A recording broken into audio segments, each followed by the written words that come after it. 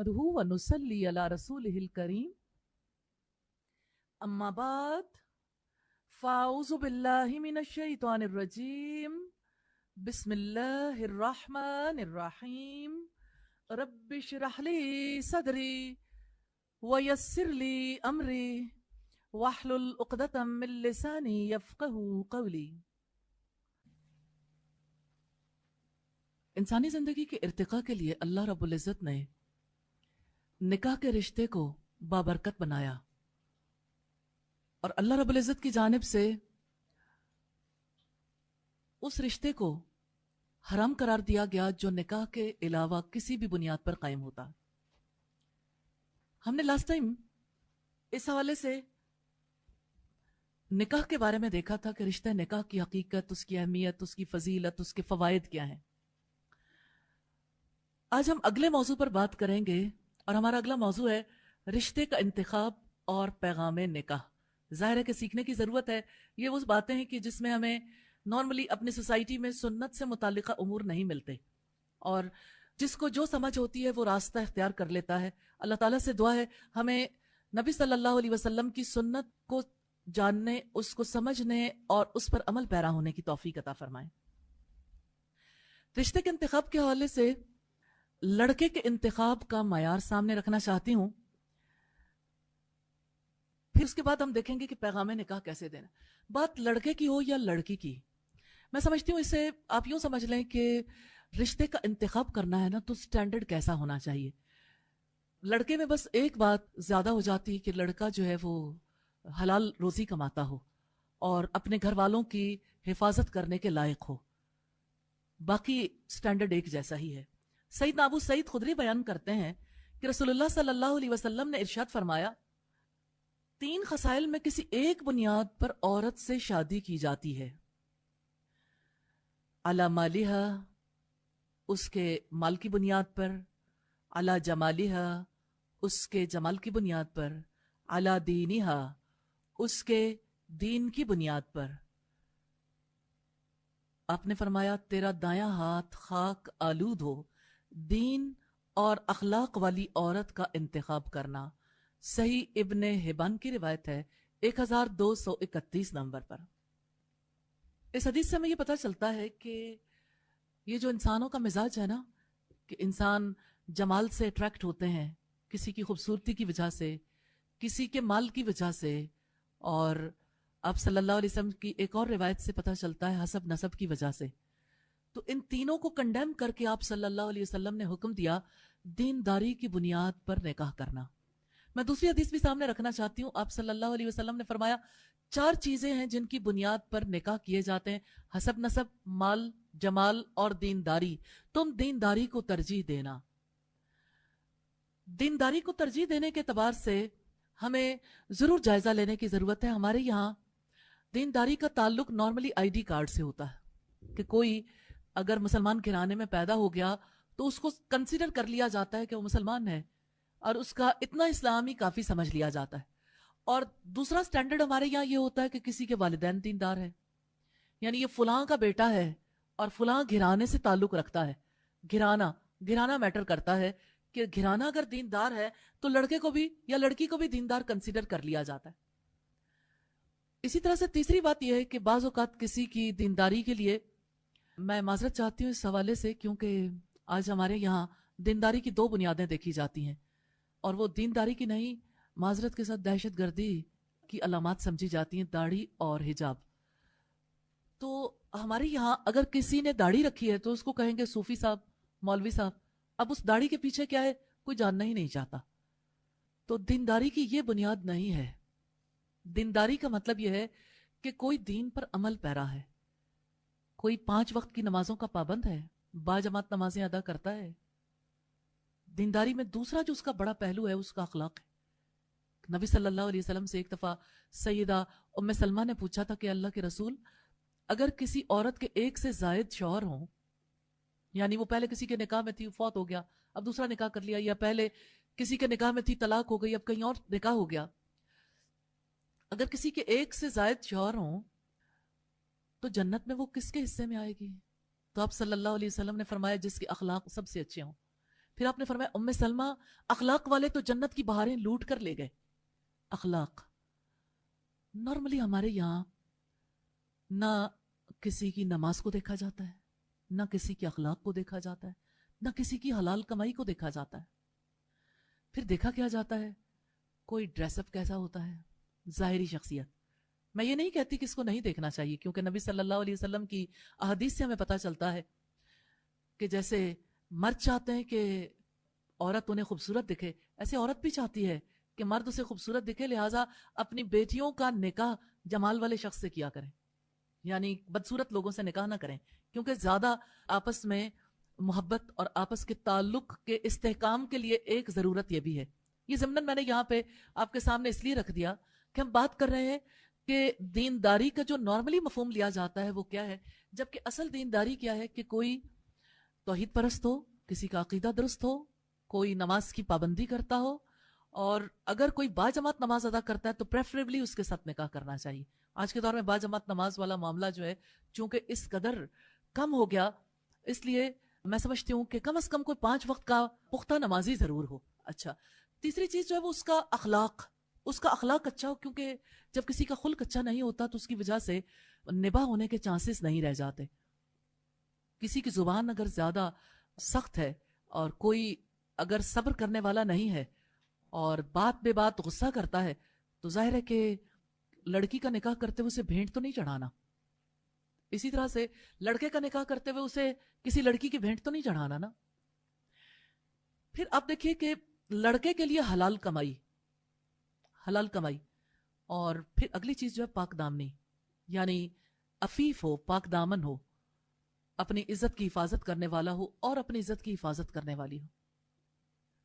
تو دینداری کو ترجیح دینے سے مراد یہ ہے کہ دینداری ہو، پھر اس کے ساتھ حسن ہو یا مال ہو یا اس کے ساتھ حسب نسب میں مل جائے تو بہت اچھا ہے، لیکن اگر نہیں بھی ملتا تو دینداری کی بنیاد پر نکاح ہو سکتے ہیں. اسی طرح سے اگر آپ دیکھیے تو سم ٹائمز ایسا ہوتا ہے کہ لوگ دینداری کی بنیاد پر جب نکاح کرتے ہیں تو اس بات کا دھیان نہیں رکھتے کہ کوئی کس خاندان سے تعلق رکھتا ہے، اور لڑکی جو ہے بعض اوقات ایسے لڑکے کے ساتھ ایڈجسٹ نہیں کر پاتی. مثال کے طور پر جیسے اگر کوئی ایسے گھرانے میں پروان چڑھی ہے لڑکی جس کو اللہ تعالیٰ نے معاشی وسعت بھی دی اور خاندان کو عزت بھی دی، اور کسی ایسے گھرانے میں اگر اس لڑکی کو بھیجنا اس وجہ سے ضروری ہو گیا کہ وہ لڑکا دیندار ہے، تو نباہ کے بارے میں بھی پھر دیکھ لیجئے کہ تاریخی طور پر ثابت ہے کہ صرف نکاح ہونا کافی نہیں، نباہ کرنا بھی اور نباہ کے لحاظ سے دیکھنا بھی بہت ضروری ہے. آپ صلی اللہ علیہ وسلم نے جب حضرت زینب کا نکاح حضرت زید سے کرنا چاہا تو حضرت زینب، ان کے بھائی اور ان کے گھر والے نکاح نہیں کرنا چاہتے تھے، کیونکہ حضرت زینب کا خاندان یعنی وہ عالی نسب تھی اور حضرت زید غلام تھے. جس وقت ان کا نکاح ہو گیا انہوں نے نبی صلی اللہ علیہ وسلم کے حکم کے مطابق مان تو لیا، لیکن ان کے درمیان آپس کی ہم آہنگی پیدا نہیں ہو سکی، جس کی وجہ سے یعنی وہ نکاح طلاق پر منتج ہوا. لیکن دراصل یہ اللہ تعالیٰ کی تقدیر تھی اور انہوں نے نبی صلی اللہ علیہ وسلم کے نکاح میں آنا تھا اور اللہ تعالیٰ نے اس کے توسط سے ایک کبھی رسم کو بھی ختم کرنا تھا. ساری باتیں اپنی جگہ پر، لیکن جب آپس کے نباہ کے لیے نکاح کرنا ہے تو کم از کم اتنا ضرور دیکھنا چاہیے کہ لڑکی کے لیے لڑکا، لڑکے کے لیے لڑکی قابل قبول ضرور ہو، حسب نسب کے اعتبار سے بھی اور جمال کے اعتبار سے بھی. اسی وجہ سے اگر آپ دیکھیں تو جو نکاح کی شرائط ہے اس میں ایک شرط ایجاب و قبول ہے. تو ایجاب و قبول کا ہمارے یہاں کانسیپٹ ہی نہیں ہے. ہمارے یہاں تو نکاح سے پہلے کوشش یہ کی جاتی ہے کہ گھر والے بات طے کر لیں اور لڑکی کو صرف اطلاع کر دی جائے. یہ نکاح کرنے کا درست طریقہ نہیں ہے، ہم اس کو انشاءاللہ آگے دیکھیں گے. اور درست طریقہ یہ ہے کہ لڑکے کو لڑکی اور لڑکی کو لڑکا دکھا دیا جائے. کسی محرم کی موجودگی میں لڑکا اور لڑکی اگر آپس میں تھوڑی دیر بیٹھ جائیں تو کم از کم انہیں اتنا ضرور پتہ چل سکتا ہے کہ ہمارے آپس کے تعلقات میں نباہ ہو سکتا ہے یا نہیں. اور ایجاب و قبول کے لیے یہ دیکھنا ضروری ہے. نبی صلی اللہ علیہ وسلم کے پاس ایک انصاری آئے تھے، انہوں نے کہا کہ میں نے منگنی کرنی ہے. تو آپ نے پوچھا کہ کیا تم نے لڑکی کو دیکھ لیا؟ تو انہوں نے کہا نہیں. تو آپ نے فرمایا دیکھ لو، انصار کی آنکھوں میں کچھ خرابی ہوتی ہے. یعنی پھر بعد میں نہ کہنا کہ یہ معاملہ ہو گیا. نباہ کرنا ہے تو نباہ کرنے کے لیے یہ دیکھنا بھی بہت ضروری ہے کہ نباہ ہونے کے کیا امکانات ہیں. تو ان امکانات کے لیے اللہ پاک نے ایجاب و قبول کا طریقہ رکھا ہے. تو اس میں شرم محسوس نہیں کرنی چاہیے. اور میں دیکھتی ہوں کہ یہ معاملہ ان گھروں میں بھی نہیں ہے جہاں بالکل حجاب نہیں ہے. ایون وہ بھی اس کو اپنی خاندانی روایات کے خلاف سمجھتے ہیں کہ لڑکا لڑکی کو دیکھے. ویسے ہمارے یہاں میجورٹی تو ان چیزوں سے بہت آگے جا چکی ہے، لیکن بہرحال پھر بھی ہمیں اسلام کے اصولوں کو دیکھنا ہے کہ اسلام اس بارے میں ہماری کیا رہنمائی کرتا ہے. تو میں آپ سے پوچھنا چاہتی ہوں انتخاب کی بنیاد کیا ہونی چاہیے؟ جی، اس میں پہلی بنیاد لے لینا دینداری. اور دینداری کو کہاں سے پہچانیں گے؟ عقیدے سے اور نماز. یعنی باقی عبادات بھی، اس میں کوئی شک نہیں کہ نماز کے علاوہ اسے زکوٰۃ ادا کرنے والا بھی ہونا چاہیے اگر وہ کماتا ہے، اور اسے روزوں کا پابند بھی ہونا چاہیے، ارکان اسلام میں سے ہیں. اور اللہ نے توفیق دی ہے تو حج کرنے کا بھی ارادہ رکھتا ہو. جیسے مجھے کسی نے بتایا کہ میرے ہسبینڈ نے نکاح سے پہلے بھی گھر والوں کو پتا تھا کہ وہ کسی قیمت پر حج نہیں کرنا چاہتے، اور اس کی وجہ کیا ہے؟ ان کا خوف ہے کہ جب لوگ جاتے ہیں وہاں پہ تو اس کی وجہ سے بہت تکلیف بھی اٹھاتے ہیں. اور جن دنوں میں یعنی کہتی ہیں ہمارا نکاح ہوا تو اس وقت پہ مینا میں بہت زیادہ سانے ہوا کرتے تھے، کبھی آگ لگ گئی، کبھی لوگوں کی بھیڑ کی وجہ سے لوگ پاؤں تلے آ کے کچلے گئے. تو انہوں نے اپنی زندگی کے لیے ارادہ کر رکھا تھا کہ میں نے حج نہیں کرنا. اب آپ دیکھیں کہ کتنا زیادہ ضروری ہے جاننا کہ اسلام کے کسی حکم کا کوئی انکار کرنا چاہتا ہے تو ایسے میں نکاح کر دینا غلطی نہیں ہے. اچھا، پھر اسی طرح سے کوئی حرام کاموں سے اجتناب کرتا، کبیرہ گناہوں سے اجتناب کرنے والا، یعنی کوئی زانی نہ ہو، شرابی نہ ہو، سود نہ کھاتا ہو، اور اسی طرح سے جتنے بڑے بڑے گناہ ہیں ان سے اجتناب کرنے والا. اب صغیرہ گناہوں کی بہت بات کی ہے، لیکن کم از کم دینداری میں اس کو ضرور شامل رکھنا چاہیے. اسی طرح سے حلال کمائی، یعنی اتنی کمائی ضرور ہو کہ اپنے گھر والوں کی کفالت کر سکتا ہو، اور اگر کوئی اس قابل نہیں ہے تو اسے روزے رکھنے چاہیے، اپنے آپ کو سنبھالنا چاہیے. بہرحال سیدہ عائشہ سے روایت ہے نبی کریم صلی اللہ علیہ وسلم نے فرمایا اپنے نطفوں کے لیے اچھی عورتوں کا انتخاب کرو، یعنی اپنے بچوں کے لیے. ہم پلہ عورتوں سے نکاح کرو اور ہم پلہ مردوں کو اپنی بیٹیوں وغیرہ کا نکاح دو. ابن ماجہ کی روایت ہے، ابن عدی نے الکامل میں اور دارقطنی نے 416 نمبر پر رکھا ہے اس حدیث کو. میں دوبارہ بتانا چاہتی ہوں، اپنے نطفوں کے لیے اچھی عورتوں کا انتخاب کرو، ہم پلہ عورتوں سے نکاح کرو. یہ بات کتنی امپورٹنٹ ہے، ہم پلہ عورتوں سے نکاح، اور ہم پلہ مردوں کو اپنی بیٹیوں وغیرہ کا نکاح دو. حضرت عتبہ بن اویم بن سعدہ انصاری سے روایت ہے کہ رسول اللہ صلی اللہ علیہ وسلم نے فرمایا کنواریوں سے نکاح کرو کیونکہ وہ شیریں دہن، زیادہ بچے پیدا کرنے والی اور تھوڑی چیز پر راضی ہونے والی ہوتی ہیں.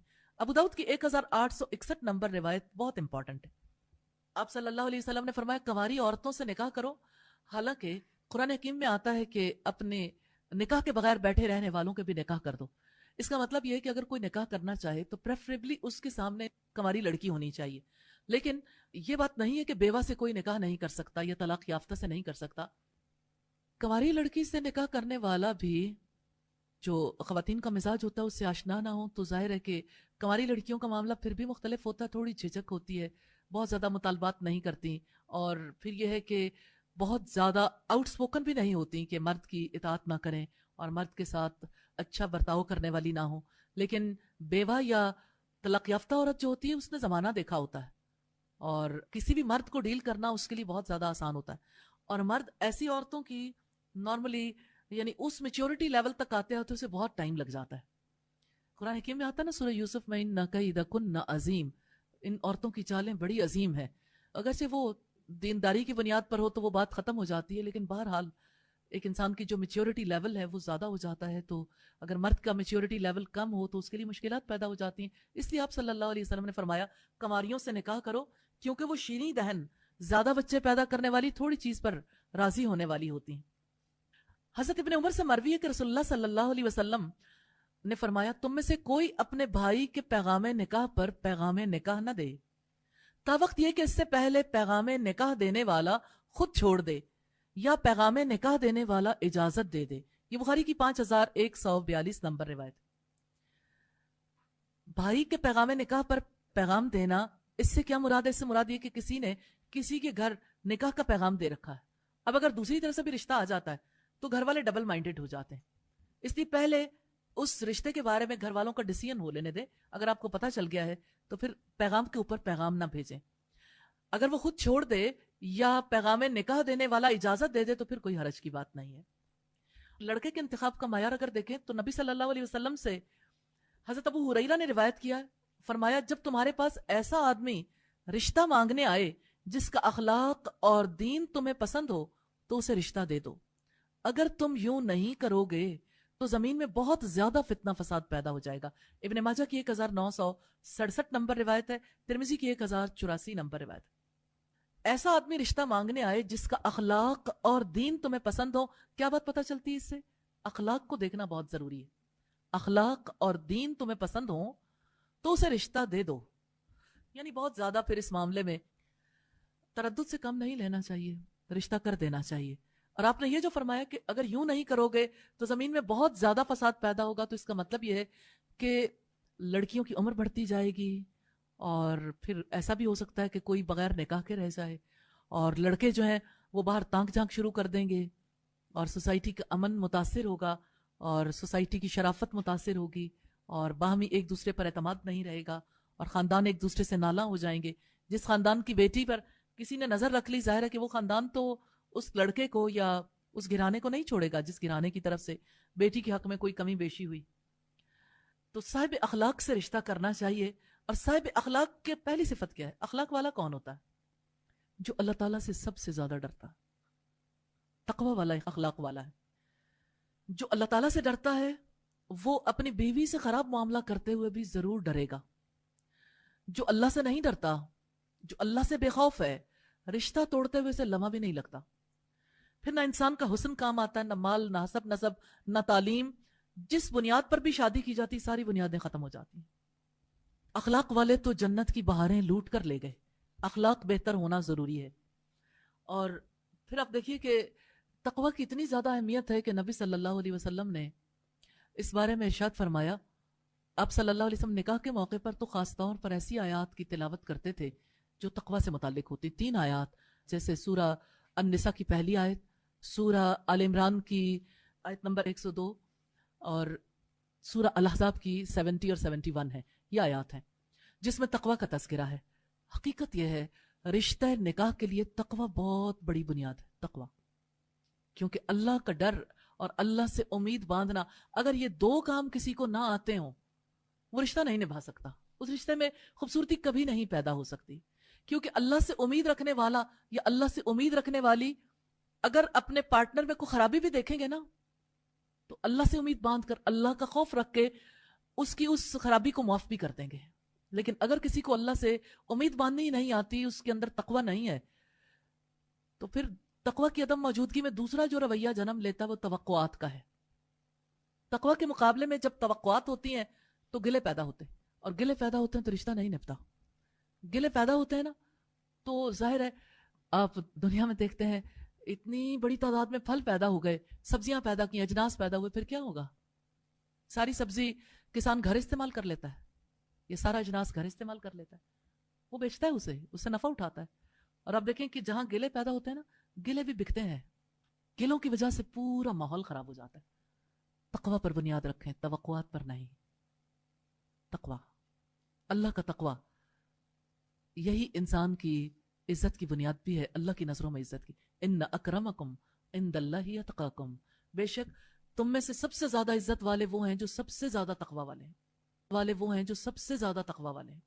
والے وہ ہیں جو سب سے زیادہ تقوی والے ہیں. والے تقوی کی وجہ سے انسان دوسرے کی زیادتیوں کو بھی اگنور کر دیتا ہے, غلطی معاف کر دیتا ہے, رشتہ نبھانے کی کوشش کرتا ہے. تقوی کی وجہ سے دوسرے کی عزت ہوتی ہے. تقوی کی وجہ سے اپنے حق کو معاف بھی کر سکتا ہے. تقوی کی وجہ سے اپنے حق میں کمی بیشی کو برداشت بھی کر جاتا ہے.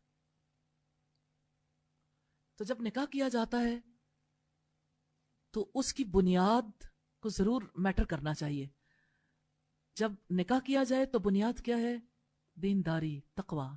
جب نکاح ٹوٹتا ہے تو ٹوٹنے کی بنیاد کیا ہوتی ہے؟ توقعات. اور جب نکاح ٹوٹتا ہے, ٹوٹنے سے بچانے کے لیے جس چیز کو معیار بنانا چاہیے وہ تقوی ہے. اخلاق, اچھا اخلاق, حسن اخلاق. ہمارے ہاں اخلاق کی تعلیم نہیں دی جاتی, اخلاق سکھائے نہیں جاتے, لہٰذا اخلاق کے لیے بھی لوگوں نے اپنے اپنے معیار بنا رکھے. فلاں اچھے اخلاق والا ہے, بڑا ملنسار ہے, اور اخلاق کے حوالے سے لوگ یہ کہتے ہیں کہ فلاں جو ہے بڑی وائٹ سمائل دے کے ملتا ہے, بڑا اچھا ہے. لیکن پیچھے بھی تو دیکھیں, بیہائنڈ دا بیہیویئر, کہ آپ کے سامنے اگر کوئی مسکرا کے مل رہا ہے لیکن آپ کے پیچھے آپ کے کردار کی دھجیاں اڑا کے رکھ دیتا ہے, غیبتیں کرتا ہے، چغلیاں کرتا ہے اور غصہ کرتا ہے، تو ایسے انسان سے نباہ کے بارے میں سوچا بھی نہیں جا سکتا. تو اچھا اخلاق محض اسمائلنگ فیس سے ظاہر نہیں ہوتا، محض اچھے طریقے سے ملنے سے ظاہر نہیں ہوتا. اچھے ایٹیکیٹس ضرور ہیں، اچھے طریقے سے ملنا، لیکن اخلاق کی بنیاد ایمان ہے. اگر کسی کا اللہ رب العزت سے رابطہ تعلق درست ہے تو اس صورت میں وہ دوسرے رشتے بھی نبھا لے گا. جس کو اللہ کا رشتہ ہی نبھانا نہ آیا وہ انسانوں کے رشتے کیا نبھائے گا؟ ہمارے یہاں عام طور پر کہا جاتا ہے نا کہ لڑکی کو نہ دیکھو، لڑکی کی ماں کو دیکھو رشتہ کرتے ہوئے نا. کیوں؟ کیونکہ اس نے کیسے رشتے نبھائے ہیں، اس کا کیا طرز عمل رہا خاندان میں. جو ماں کرے گی بیٹی سے بھی اسی کی توقع کی جا سکتی ہے. اور اسی طرح سے لڑکے کے بارے میں یہ کہا جاتا ہے کہ لڑکے کے والد کو دیکھ لو، کہ والد جس طرح سے اپنے گھر والوں کے ساتھ سلوک کرنے والا لڑکا بھی وہی کرے گا. لڑکے نے کوئی مختلف طرز عمل نہیں سیکھا ہوتا. اصلاً یہ جو بات ہے نا لڑکی کو نہ دیکھو، لڑکی کی ماں کو دیکھو، یہ عمومی طور پر ایک اچھی حکمت والی بات ہے اس لحاظ سے کہ بہت ساری باتیں بیہیویئر وائز سمجھ آتی ہیں. لیکن اصلاً جس چیز کو دیکھنا وہ دینداری ہے. دینداری پرتاؤ میں نظر آتی ہے، لیکن اگر بظاہر طرز عمل کی بنیاد اچھی نہیں ہے، بنیاد کچی ہے، یعنی عقیدہ درست نہیں ہے، کوئی اللہ سے ثواب کی امید نہیں رکھ پاتا، تو اللہ سے ثواب کی امید نہ رکھنے کی وجہ سے تعلقات نہیں نبھا پاتا.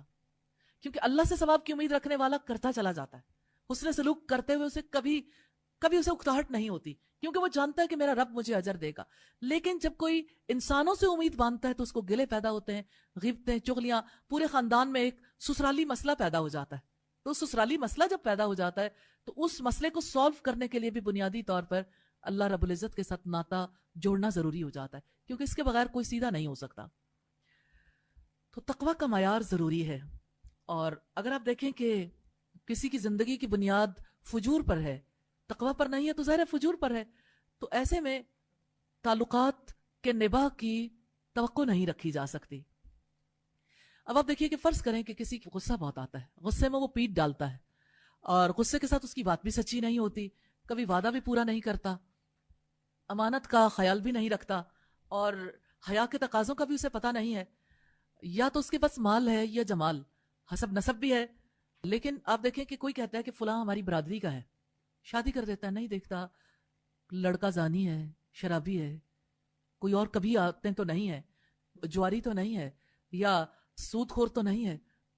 اگر کوئی زانی، شرابی، سود خور کو اپنی بیٹی دے دیتا ہے تو ظاہر ہے کہ اس نے اپنی بیٹی دنیا میں ہی جہنم میں پھینک دی، اصلاً جہنم میں پھینک دی، کیونکہ کبھی تعلقات درست بنیاد پر قائم نہیں رہ سکتے. زانی کی بیوی سدا جلتی ہے، شرابی کی بیوی سدا تکلیف کاٹتی ہے، جواری کی بیوی ہمیشہ معیشت کی تنگی کا شکار رہتی ہے. تو زندگی محبتوں سے بھرپور کیسے ہو جائے؟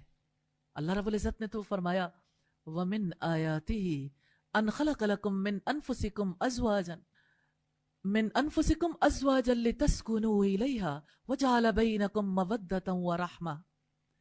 اس کی نشانیوں میں سے ہے کہ اس نے تمہارے لیے تمہاری جنس سے جوڑے بنائے تاکہ تم اس کے پاس سکون حاصل کرو، اور اس نے تمہارے درمیان مودت اور رحمت پیدا کر دی. کہاں گئی محبت اور کہاں گئی رحمت؟ کہاں کا سکون؟ جو وومنائزر ہوتا ہے مرد، وہ عورتیں گھر بھی لے آتا ہے. اب مجھے یہ بتائیے کہ کون سی عورت ہے جو ایسے مرد کے ساتھ سکون کی زندگی بسر کر سکتی ہے؟ ظاہر ہے بنیاد کیا بنی تھی؟ حسب نسب یا مال یا جمال. یہی بنیادیں جب بنتی ہیں تو پھر دینداری کو تو نہیں دیکھا جاتا. اس وجہ سے دینداری کو بنیاد بنانا چاہیے، پھر اس کے ساتھ میچ جو چیز کر جائے. حسب نسب مل گیا یا مال یا جمال، یہ اس کے بعد کی بات ہے. اور اگر کوئی اور چیز نہیں مل رہی تو خالی دینداری کی بنیاد پر تب نکاح کیا جا سکتا ہے. اسی طرح سے ہم نے دینداری کی بنیادیں دیکھیں کہ دینداری کیسی ہونی چاہیے. تو دینداری میں اگر آپ دیکھیں کہ عقیدہ اور عبادت اس کی، اور پھر اسی طرح اس کا اخلاق، اس کے معاملات اچھے ہوں. نبی صلی اللہ علیہ وسلم کے حوالے سے ہم نے دیکھا سیدہ زینب کو کہ سیدہ زینب اپنے غلام کے ساتھ، یعنی ایک اس مرد کے ساتھ جس کا سٹیٹس غلام کا ساتھ نباہ نہیں کر پائی تھی. لیکن اس میں کوئی شک نہیں ہے کہ وہ اللہ کی تقدیر تھی اور اللہ تعالیٰ اس کی توسط سے کچھ اور کروانا چاہتے تھے. لیکن یہ ہم نے دیکھا کہ اتنے زیادہ گہرا ایمان رکھنے والی عورت بھی نباہ تو نہیں کر پائیں. سیدنا بلال رضی اللہ تعالیٰ عنہ کی مثال ہم دیکھتے ہیں کہ جب نبی صلی اللہ علیہ وسلم معراج کے لیے گئے تھے آپ نے اپنے آگے آگے سیدنا بلال کے قدموں کی چاپ جنت میں سنی تھی. سیدنا بلال کا رنگ سیاہ تھا, موٹے موٹے نکوش ان کے جو تھے وہ حبشیوں کے جیسے نکوش ہوتے ہیں. سیدنا ابو بکر صدیق رضی اللہ تعالیٰ عنہ نے انہیں آزاد کیا تھا. لیکن مدینہ میں سب سے مالدار شخص جن کا یہ قول تھا, اللہ کی قسم مٹی میں بھی ہاتھ ڈالتا ہوں تو وہ سونا بن جاتی ہے, وہ سیدنا عبد الرحمن بن عوف تھے. انہوں نے اپنی بہن کا نکاح سیدنا بلال سے کیا تھا. یعنی سب سے مالدار شخص نے حضرت بلال کے ساتھ اپنی بہن کا نکاح کیا. انہوں نے دینداری کو اہمیت دی تھی کہ یہ وہ شخص ہے جس کے قدموں کی چاپ جنت میں رسول اللہ سے آگے آگے تھی. سیدنا ابو حذیفہ نے ہند بنت عتبہ بنت ربیہ کی شادی سیدنا سالم سے کروائی جو کہ انصاری خاتون کے غلام تھے. غلام کے ساتھ ایک آزاد عورت کا نکاح کروایا. آزاد عورت بھی وہ جس کا سوسائٹی میں بڑا مقام تھا. تو اس سے آپ اندازہ کر سکتے ہیں کہ دینداری کا کیا مقام ہے. دینداری کو ترجیح دینے میں ہمیشہ نفع ملتا ہے الحمدللہ. تو آج کے دن پہ ہم نے جو کچھ دیکھا, آپ نے کیا لرن کیا, کیا سیکھا؟ جی, نکاح کے لیے سب سے اہم چیز دینداری ہے. جی, اور کیا سیکھا؟ عقیدہ, نماز, روزہ, زکوٰۃ, حج, یعنی ارکان اسلام کے بارے میں اس کا جو طرز عمل ہے, جی, اس کے اخلاق اچھے ہوں. اور جی,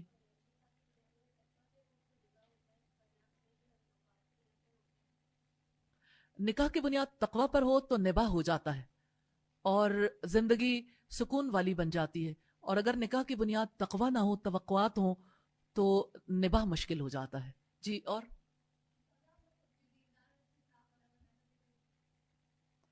جی انشاءاللہ, یعنی نکاح کے لیے تیاری کرنا چاہتی ہیں نا, تو دیندار بننا ہے, تو انشاءاللہ اچھے اخلاق والا بننا ہے. یہ بہت اچھا ہے, بہت اچھا ہے, یہ بڑی اچھی لرننگ ہے.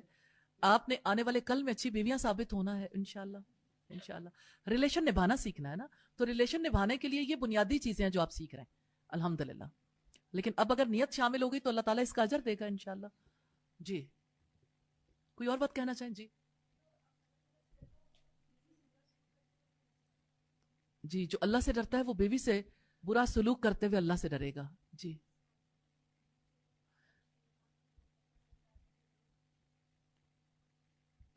جی, ذات دیکھنا ضروری ہے, ضروری ہے. کف کا خیال رکھنا, یعنی یہ نہ ہو کہ نباہ نہ ہو سکے. یعنی کم از کم بے شک وہ ذات برادری نہ ہو لیکن برابر کی ذاتیں ہوں نا. یعنی اس طرح سے نہ کریں کہ کسی غلام کے ساتھ, یا نارملی سوسائٹی میں جس کا کوئی مقام نہیں, جس کا گھرانہ جو ہے وہ عزت دار نہیں سمجھا جاتا, تو ایسے گھرانے میں جب کوئی لڑکی جاتی ہے تو اس کے لیے سوشل پریشر کو بیئر کرنا مشکل ہو جاتا ہے. تو ایسی آزمائش میں نہیں ڈالنا چاہیے. لیکن ہمارے یہاں جو ذات برادری کی قید ہے اس کو تو ہم نے دیکھا کہ دینداری کو ترجیح دینی چاہیے. جی,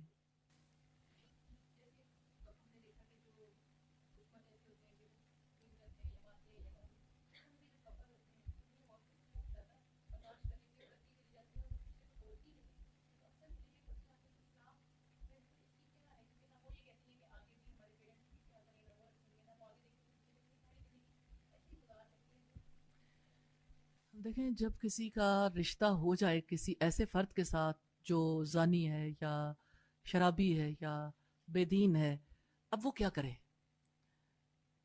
اگر عورت دیندار ہے چاہے تو اس کو دینداری کے راستے پہ لانے کے لیے پوری ایفرٹ کر لے, یہ تو پہلی بات ہے.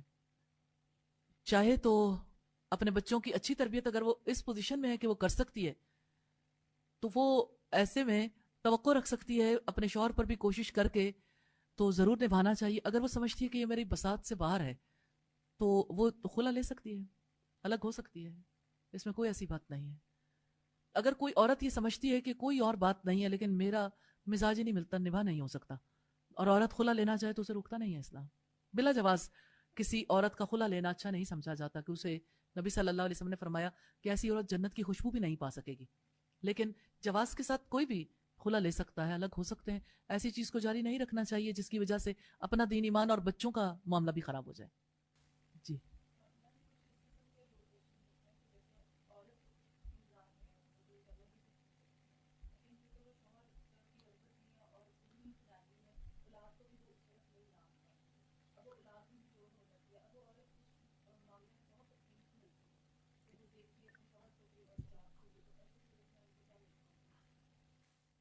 اصل حالات تو عورت جانتی ہے, اس کے گھر والے, وہ اپنے گھر والوں کو انوالو کر کے اس صورتحال کا جائزہ ضرور لے اور اس کے بارے میں باقاعدہ جو صورت حال ہے سب کے سامنے رکھیں اور پھر اس مسئلے کا حل تلاش کریں. مسئلے کا حل ضرور تلاش کرنا چاہیے اور حل مل جاتے ہیں. بعض اوقات یہ ہے کہ مرد جو ہے وہ تھوڑا کمپرومائز کر جاتا ہے, بچوں کی تربیت کے معاملات میں مداخلت نہیں کرتا, بہت سارے اور معاملات میں, اور وہ چاہتا ہے کہ چلیں یہ میرے بچے اور میری بیوی کا معاملہ جو ہے میں ان کی پورا بوجھ بھی اٹھاتا ہوں, اس معاملے کو عورت اگر لے کے چل سکتی ہے اور عورت تربیت کر رہی ہے بچوں کی تو اس طرح سے اگر اس کے لیے پاسبل ہے تو وہ چلاتی رہے, اور اگر وہ سمجھتی ہے کہ میرے لیے الگ ہو جانے میں خیر ہے تو اس کو یہ بھی دیکھ لینا چاہیے الگ ہونے میں وہ کون سی خیر ہے جو وہ حاصل کرنا چاہتی ہے, اس خیر کے بارے میں بھی پرو اینڈ کونس دیکھ لینے چاہیے تاکہ ڈیسیژن میکنگ میں آسانی ہو. لیکن یہ کہ ہر ایک کا معاملہ یہ اس کی صورتحال کے لحاظ سے ہوتا ہے, جس طرح کی کسی کی صورتحال ہو, اور اگر آپ کو ساتھ رہنے میں زیادہ ایسے یعنی دلائل نظر آتے ہیں اور ایسی یعنی صورتحال ایسی ہے کہ جس میں آپ یہ سمجھتے ہو کہ بچے زیادہ بہتر طریقے سے یہاں پہ رہ سکتے ہیں, ادھر بگڑنے کے چانسز زیادہ ہیں, تو پھر ایسی صورت میں کچھ حقوق میں کمی بیشی پہ کمپرومائز ہو سکتا ہے. جی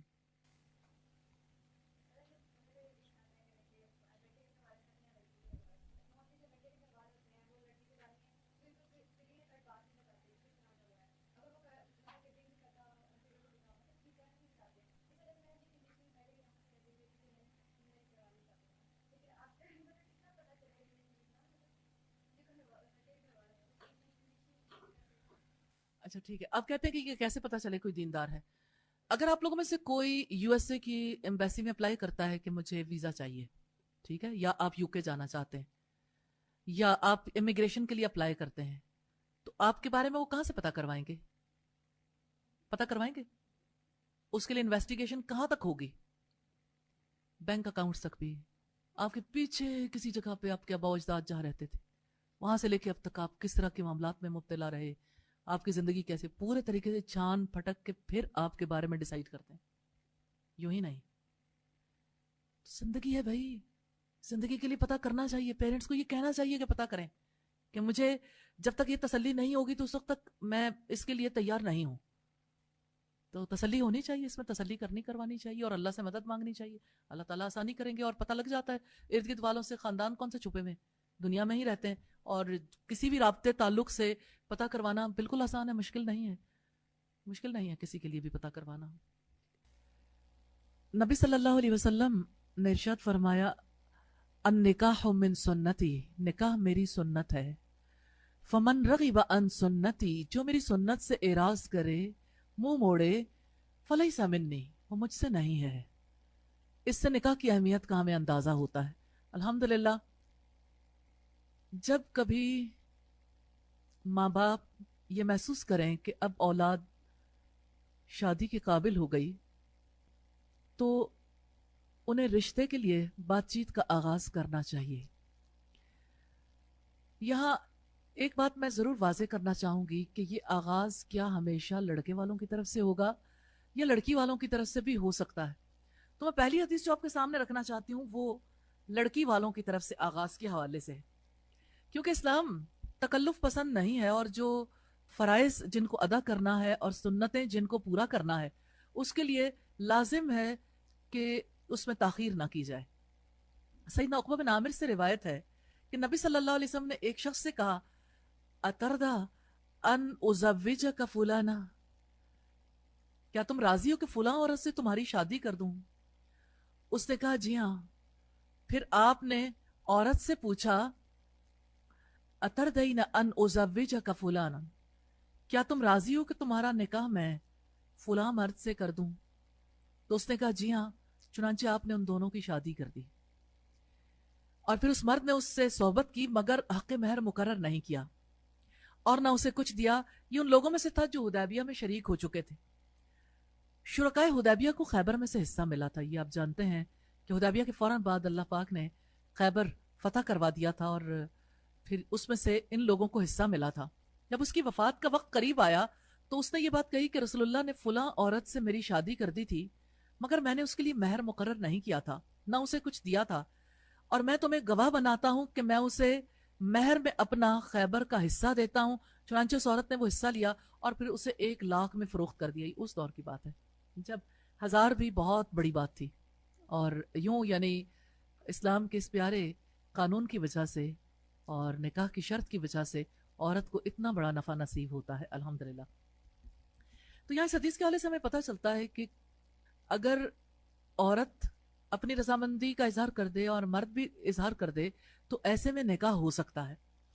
اور نکاح کے حوالے سے دو باتیں پیش نظر رکھنا بہت ضروری ہے. جب بھی کبھی کوئی لڑکے والے دیکھیں یا لڑکی والے دیکھیں, جو چیز سب سے زیادہ ہیلپ فل ہے, رشتے ایک سے زائد ہوں تو استخارہ کرنا چاہیے. ایک سے زائد رشتوں پر اللہ تعالیٰ سے خیر طلب کرنے سے نفع ہوتا ہے الحمدللہ. دوسری بات یہ کہ لڑکا لڑکی کو دیکھ لے اور لڑکی لڑکے کو دیکھ لے, یہ دیکھنا جو ہے یقیناً آپس میں محبت کا باعث بھی بنتا ہے. اور سیدنا سابق فرماتے ہیں کہ دیکھنے کا حکم صرف مردوں تک محدود نہیں ہے, عورت کے حق میں یہ اسی طرح ثابت ہے, اس لیے اسے بھی اپنے منگیتر کو دیکھ لینا چاہیے. اور سیدنا عمر رضی اللہ تعالیٰ عنہ نے فرمایا اپنی بیٹیوں کی شادی بدصورت مرد سے مت کرو. سیدنا عمر رضی اللہ تعالیٰ عنہ کہ ان کا نظام حکومت بھی اور کس طرح سے انہوں نے کون کون سی چیزیں مملکت میں متعارف کروائیں جو آج تک سارے انسانوں کو نفع دے رہی ہیں. اپنی بیٹیوں کی شادی بدصورت مرد سے مت کرو, کیونکہ عورتوں کو بھی مردوں سے وہ کچھ اچھا لگتا ہے جو کچھ مردوں کو عورتوں سے اچھا لگتا ہے. مراد یہ کہ اگر آپ رشتہ نکاح کرنا چاہتے ہیں دیکھ بھال کے تاکہ آپس میں جی لگے اور رشتے کے ٹوٹنے کے امکانات کم ہو جائیں, محدود ہو جائیں, تھوڑے رہ جائیں. یعنی اپنے تئیں کوشش کرنی چاہیے کہ یہ رشتہ باعث محبت ہو. تو اس اعتبار سے ہم دیکھتے ہیں کہ ہمارے یہاں جو ایک تکلف ہے اور خاص طور پر دیندار گھرانوں میں اسے بڑا معیوب سمجھا جاتا ہے کہ ان کی بیٹی کو کوئی لڑکا دیکھنا چاہے. تو اسے اس لحاظ سے دیکھیے کہ اس دور میں پہنچ کر بھی لوگ نبی صلی اللہ علیہ وسلم کی اس فراست کو محسوس نہیں کر سکے. یعنی اس دور میں آپ صلی اللہ علیہ وسلم نے کس طرح سے لوگوں کو فیسیلیٹیٹ کیا تھا کہ آپس میں ایک دوسرے کو ضرور دیکھ لینا چاہیے. اس کا فیصلہ لڑکا اور لڑکی خود نہیں کریں گے کہ انہوں نے ایک دوسرے کو دیکھنا ہے اور طویل سیٹنگز دینی ہے اور لانگ ڈرائیو پہ جانا ہے اور 2-2 سال اور 10-10 سال دیکھنا ہے کہ ہماری آپس میں ہم آہنگی ہو سکتی ہے یا نہیں. کیونکہ یہ ساری قباتیں تو آپ لوگوں کے سامنے ہی ہیں. جیسے کو ایجوکیشن کی وجہ سے لڑکا اور لڑکی نارملی ایک دوسرے کے قریب آ جاتے ہیں, لیکن کچھ دنوں کے بعد پتہ چلتا ہے کہ ایک جگہ سے بات نہیں بنی, پھر دوسری جگہ, پھر تیسری جگہ. یعنی لوگ اپنی عزتوں کو کس طرح سے لوگوں کے آگے ڈال دیتے ہیں تاکہ ان کے ساتھ کوئی کیسا بھی معاملہ کر لے. تو اسلام اس چیز کی اجازت نہیں دیتا. اسلام یہ کہتا ہے کہ لڑکی اپنے ماں باپ کی حفاظت میں ہے, ان کی عزت ہے, اور لڑکا جو ہے وہ اپنے ماں باپ کے پاس ہے. اب نکاح کے موقع پر دونوں کو رائٹ دینا چاہیے کہ ایک دوسرے کو ضرور دیکھ لیں. اور رسول اللہ صلی اللہ علیہ وسلم نے جس مقصد کے لیے لڑکے کو لڑکی دیکھنے کا حکم دیا اور ماں باپ کو دکھانے کا حکم دیا تو اس کا مقصد یہ تھا کہ آپس کی محبت بڑھے اور رشتہ نکاح مضبوط ہو. مغیرہ بن شعبہ سے روایت ہے, انہوں نے ایک عورت کو نکاح کا پیغام دیا تو نبی صلی اللہ علیہ وسلم نے فرمایا انظر الیہا, اسے دیکھ لو. پھر آپ نے فرمایا کیونکہ دیکھنے میں تم دونوں میں الفت پیدا ہونے کی امید ہے. یعنی دیکھو گے تو اس طرح سے ایک دوسرے کے بارے میں دل میں خیال آئے گا اور ایک دوسرے کی طرف دل کھچے گا. ترمذی کی 1087 نمبر روایت ہے. محمد بن سلمہ سے روایت ہے, انہوں نے فرمایا میں نے ایک عورت کو نکاح کا پیغام دیا, میں اس کو دیکھنے کے لیے چھپ جایا کرتا تھا, حتیٰ کہ میں نے اسے اس کے کھجوروں کے باغ میں دیکھ لیا. حاضرین میں سے کسی نے کہا آپ اللہ کے رسول کے صحابی ہیں پھر بھی ایسے کام کرتے ہیں. انہوں نے کہا میں نے رسول اللہ صلی اللہ علیہ وسلم سے یہ فرمان سنا ہے جب اللہ تعالیٰ کسی شخص کے دل میں کسی عورت سے نکاح کی خواہش ڈالے تو اسے دیکھ لینے میں کوئی حرج نہیں. ابن ماجہ کی 1864 نمبر روایت ہے. لیکن یہ طرز عمل لوگوں کے لیے مثال نہیں ہے. اس میں صرف یہ بات اس لیے سامنے رکھی ہے کہ اس دور میں لوگ رسول اللہ صلی اللہ علیہ وسلم کی سنت پہ ہر طریقے سے عمل کرنا چاہتے تھے کہ آپ نے ایک بات کہی ہے تو اس کو پورا ضرور کرنا ہے. اور کہنے والے نے جو یہ کہا کہ آپ اللہ کے رسول کے صحابی ہیں پھر بھی ایسے کام کرتے ہیں, تو اس وجہ سے کہا تھا کہ یہ معقول طریقہ نہیں تھا کہ چھپ کے کسی کو دیکھا جائے. جب اللہ کے رسول صلی اللہ علیہ وسلم نے اسے اعلانیہ یعنی سب کے سامنے اسے اوپن کیا ہے تو اسے کھلی کتاب کی طرح رکھنا چاہیے. محرم کی موجودگی میں لڑکا اور لڑکی بیٹھ کر کچھ دیر بات چیت کر سکتے ہیں, جس کے بعد جو ہے اس کا فیصلہ کرنا زیادہ آسان ہو جاتا ہے کہ وہ ایک دوسرے میں کوئی ایسی کشش محسوس کرتے ہیں. یا یہ ہے کہ نکاح کے لیے جس طرح لڑکے کا کمانا اور لڑکے کا گھر والوں کی حفاظت کرنا, اسی طرح سے لڑکی کا اطاعت کرنا, تو دونوں طرف سے یہ باتیں جو ہیں وہ دیکھ کے اندازہ لگایا جا سکتا ہے. کیونکہ ہر لڑکی کی یہ خواہش ہوتی ہے کہ اس کا شوہر اس کے لیے کیئرنگ ہو. تو ایسے میں ملاقات کافی فائدہ دے دیتی ہے. یعنی اسے سمجھ آ جاتی ہے کہ آیا واقعی کوئی یعنی میرے لیے کیئرنگ ہو سکتا ہے. سم ٹائمز ایسا ہوتا ہے کہ لوگ جو ہے انیشلی اس بات سے پیچھے ہٹ جاتے ہیں. ماں باپ کسی اور نظر سے دیکھتے ہیں نا, اور لڑکا اور لڑکی کسی اور نظر سے دیکھتے ہیں. سم ٹائمز ماں باپ یہ سمجھتے ہیں کہ ہماری بیٹی گزارا نہیں کر سکے گی, ہمارا بیٹا گزارا نہیں کر سکے گا, لیکن لڑکا اور لڑکی ایک دوسرے کو دیکھتے ہیں تو امکانات پیدا ہو جاتے ہیں. ہمارے یہاں یہ بھی بڑا کامن ہے کہ لوگ کہہ دیتے ہیں اچھا ہم نے استخارہ کیا تھا اور استخارہ جو ہے وہ ہمارا ٹھیک نہیں ہوا, خواب میں ہم نے فلاں رنگ دیکھا تھا اور فلاں چیز دیکھی, فلاں سے ہم نے پوچھا تھا کہ اچھا اس خواب کا کیا مطلب ہے, تو انہوں نے کہا یہ چیز تو آپ کے حق میں اچھی نہیں ہے. تو استخارہ کرنے کا یہ مطلب نہیں ہوتا. استخارہ کرنے کا یہ مطلب ہے کہ آپ نے اپنا معاملہ اللہ تعالیٰ کے آگے ڈال دیا نا, اب اللہ تعالیٰ اس کے لیے خود اسباب پیدا کریں گے. اور یہ کہ جب کہیں کسی معقول جگہ سے رشتہ آئے اور اچھا خاندان بھی ہو اور لڑکا بھی نیک شریف ہو, تو ایسی صورت میں بلا جواز انکار نہیں کرنا چاہیے. نہ لڑکے والوں کو انکار کرنا چاہیے نہ لڑکی والوں کو انکار کرنا چاہیے, کیونکہ بعض اوقات ایسا ہوتا ہے کہ اس انکار کے ساتھ گھرانوں کے درمیان اختلافات بھی پیدا ہو جاتے ہیں, اور اگر اختلافات نہ بھی پیدا ہوں تو بعض اوقات کسی بہت اچھی آپشن کو لوگ لوز بھی کر دیتے ہیں. اس لیے اس معاملے میں اگر معاملہ معقول ہے تو لڑکا اور لڑکی ایک دوسرے کو دیکھ ضرور لیں ڈیسیژن کرنے سے پہلے, یعنی بات کو فائنل کرنے سے پہلے. حضرت سال بن ابو حسمہ سے روایت ہے کہ نبی کریم صلی اللہ علیہ وسلم نے فرمایا جب کسی آدمی کے دل میں عورت سے منگنی کرنے کی خواہش پیدا ہو تو وہ پہلے اسے دیکھ لے, اس میں کوئی حرج نہیں. مسند احمد کی روایت ہے اور یہ والیوم 4 میں 225 نمبر پر ہے. اس حدیث سے بظاہر یہ پتہ چل رہا ہے کہ لڑکے کے دل میں خواہش پیدا ہوئی اور لڑکا جو ہے وہ فوراً لڑکی کو دیکھنے چلا گیا. تو خاندانوں میں ایسا نہیں ہوتا کہ اچانک کو اٹھے اور کسی کو دیکھنے چلا جائے. اور وہ جو اللہ کے رسول صلی اللہ علیہ وسلم کے صحابی نے بات سنی تھی کہ تم اللہ کے رسول کے صحابی ہو پھر بھی ایسا کام کرتے ہو, تو یہ یعنی کامن لا میں اسے برا سمجھا جاتا ہے کہ کوئی کسی کا پیچھا کرے اور چھپ چھپ کے دیکھنے کی کوشش کرے. تو چھپ کے دیکھنے کی بجائے اور الگ سے ملنے کی بجائے اس کو پراپرلی اللہ کے رسول کے حکم کو پورا کرنا چاہیے. سیدنا جابر بن عبداللہ بیان کرتے ہیں کہ رسول اللہ صلی اللہ علیہ وسلم نے فرمایا اذا خطب احدکم المرأة, جب تم میں سے کوئی آدمی کسی عورت کو منگنی کا پیغام بھیجے, فَإِنِ اسْتَطَاعَ, اگر وہ استطاعت رکھے, أَن يَنْظُرَ إِلَى مَا يَدُوهُ إِلَى نِكَاحِهَا فَلْيَفْعَلْ, تو وہ اس کی جس صفت کی بنا پر اس سے شادی کرنا چاہتا ہے اسے دیکھ لے. اب آپ دیکھیں کہ صفت کو بغیر ملاقات کے نہیں دیکھا جا سکتا. دیکھیں ہمارے یہاں تو جب لڑکی کو کوئی دیکھنے کے لیے جاتا ہے تو کیا چیز دیکھتے ہیں, اس کی کڑی نگاہوں سے چلتے پھرتے دیکھا جاتا ہے, اور یہ کہ اس نے ٹرالی کیسے لگائی, اور یہ کہ اس کا قد بت کتنا ہے, اور اس کا چہرہ, اس کی رنگت, اور اس کے ڈیل کرنے کا انداز کیسا ہے. بھلے سے وہ صرف اسی وقت کے لیے ٹرینڈ ہوئی ہو, لیکن یہ ہے کہ اگر اس نے ٹرالی اچھی طرح سے لگا دی اور اس موقع پر کچھ آفر کر دیا تو یعنی اتنا ہی لڑکی کے حق میں اچھا سمجھا جاتا. تو یہ ساری چیزیں نباہ کے لیے کافی تھوڑی ہیں. اس کے لیے باقاعدہ طور پر لڑکی کے اخلاق کے بارے میں جاننا, اس کی ڈیلنگ, اس کا رویہ گھر میں کیسا ہے, باقی لوگوں کے ساتھ کیسا ہے. اگر نکاح سے پہلے ہی اس صفت کا پتہ چلا لیں جس کی وجہ سے نباہ ہو سکتا ہے, جس کی وجہ سے کوئی کسی سے نکاح کرنا چاہتا ہے, تو اس کی وجہ سے زیادہ امکانات بڑھ جاتے ہیں نا. اور اسی طرح جیسے لڑکے کے بارے میں پوری کھوج لگانی ضروری ہے, وہ کیا کماتا ہے, آیا اس کی کمائی حلال ہے یا حرام ہے, اس کی ڈیلنگ اپنی ورک پلیس پہ کیسی ہے, بزنس کرتا ہے یا جاب کرتا ہے یا کوئی اور کام کرتا ہے, تو اس کی وہاں پر ڈیلنگ کیسی ہے, اور اپنے گھر والوں کے درمیان کیسا ہے, دوستوں کے درمیان کیسا ہے, کہیں اس کا بیہیویئر اینٹی سوشل تو نہیں ہے.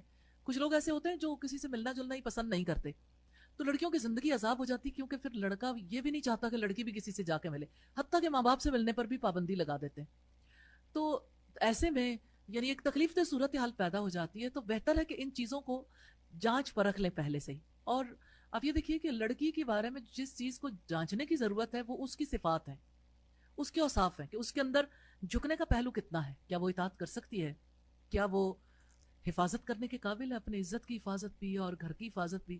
تو اگر اس لحاظ سے دیکھیں تو نکاح کے لیے کتنا زیادہ ضروری ہے لڑکی کے بارے میں پتہ کرنا کہ آیا لڑکی گھر سنبھالنے کی پوزیشن میں ہے, اپنی اولاد کی تربیت کرنے کی پوزیشن میں ہے. اصلاً یہ نکاح سے پہلے دیکھنے کی باتیں ہیں, کیونکہ رول تو یہی ہے نا کہ گھر کی حفاظت کرے, رشتوں کی حفاظت کرے, اور پھر اسی طرح سے اولاد کی تربیت کر کے ان کی حفاظت کرے. اور آج اگر ہم یہ بات کرتے ہیں تو سب کو بہت ہی عجیب لگتی ہے کہ بھلا لڑکی نکاح سے پہلے اولاد کی تربیت کرنی کیسے سیکھ سکتی ہے. اور کوئی آج کل تو یہ صورتحال ہے کہ لوگ ایک دوسرے سے جب یہ کہتے ہیں کہ نکاح کرنا چاہتے ہیں تو لڑکی والے صاف یہ بتانا چاہتے ہیں کہ ہماری بیٹی کو کچھ نہیں آتا، تو لڑکے والے کہہ دیتے ہیں بالکل ٹھیک ہے کوئی بات نہیں. اس وقت میں تو وہ کہہ دیتے ہیں کہ کوئی بات نہیں. اب لڑکی نے اگر الگ جا کے لڑکے کے ساتھ رہنا تو اس کی زندگی تو اجیرن ہو گئی نا. ماں باپ نے تو آپس میں باندھ دیا. اب لڑکی نادان ہے، نہ اسے رشتے نبھانے آتے ہیں، نہ گھر چلانا آتا ہے، بجٹنگ بھی کرنی نہیں آتی، اسے پرائرٹائز بھی نہیں کرنا آتا، اسے گھر سنوارنا اور گھر میں یعنی بے شک کسی کے گھریلو معاملات بہت لمیٹڈ بھی ہوں تب بھی بجٹ بنانا تو آنا چاہیے نا کہ آپ کتنے میں گزارا کرو گے، آپ کو کس طرح سے ایک مہینے میں یا کچھ عرصے میں کس طرح سے اپنے گھر کو لے کے چلنا ہے. تو لڑکی کو اگر بجٹ بنانا نہیں آتا تو اس کو نکاح تو نہیں کرنا چاہیے، کیونکہ وہ تو بہت زیادہ اس بارے میں اپنے گھر میں جا کے تکلیف دہ صورتحال پیدا کرے گی. اور اگر لڑکی جو ہے وہ رشتے نہیں نبھا سکتی اور اگر وہ اخلاق کی اچھی نہیں ہے تو ظاہر ہے کہ ایسی لڑکی کے ساتھ تو نکاح کر کے گھر بسانے والی بات تو نہیں ہوگی نا. اس کا یہ مطلب نہیں ہے کہ یعنی کوئی نکاح کی شرط ہے کہ کسی کو بجٹ بنانا آتا ہو. نکاح کی شرط تو نہیں ہے، گھر بسانے کے لیے، رشتہ نبھانے کے لیے یہی چیزیں پھر کل کلاں کو رکاوٹ بنتی ہیں نا. کیونکہ جب نکاح ہو جاتا ہے تو پھر توقعات بہت زیادہ ہوتی ہیں. تو نکاح کے بعد کی جو توقعات ہیں اس کو پہلے جانچ پر رکھ لیں، جو آپ چاہتے ہیں اس کو دیکھ لیں اچھے طریقے سے. کیونکہ بعد میں اگر آپ شکوہ کریں گے کہ آپ میں فلاں چیز نہیں فلاں نہیں، تو اگر آپ بازار سے جب چیزیں پرچیز کر کے لاتے ہیں، اگرچہ یہ پرچیز کا معاملہ تو نہیں ہے لیکن عام چیزیں بھی اگر لے کے آتے ہیں تو آپ فروٹ گلا سڑا ہو تو نہیں لے کے آئیں گے، آپ سبزی گلی سڑی ہو تو نہیں لے کے آئیں گے، آپ کسی ایسی جگہ سے گروسری بھی نہیں کرنے جاتے جہاں پہ دالیں صاف کی بھی نہ ہوں یا اسی طرح سے آٹا اچھا نہ ہو یا گھی وہاں سے ٹھیک نہ ملتا ہو یا مسالے ٹھیک نہ ملتے ہوں. تو آپ سوچیں وہ تو گروسری کا معاملہ ایک دفعہ یوز ہونا ہے نا، چیزوں نے ایک آدھ بار یا کچھ دن تک یہ چیز یوز ہونی ہے پھر ختم ہو جائے. جس نے ساری زندگی گزارا کرنا ہے اور جس کے ساتھ رہنا ہے تو اس کے بارے میں کانشیس ہونے کی زیادہ ضرورت نہیں ہے. تو اچھے طریقے سے جانچ پرکھ لینا چاہیے. سبحانک اللہم و بحمدک نشہد ان لا الہ الا انت نستغفرک و نتوب الیک.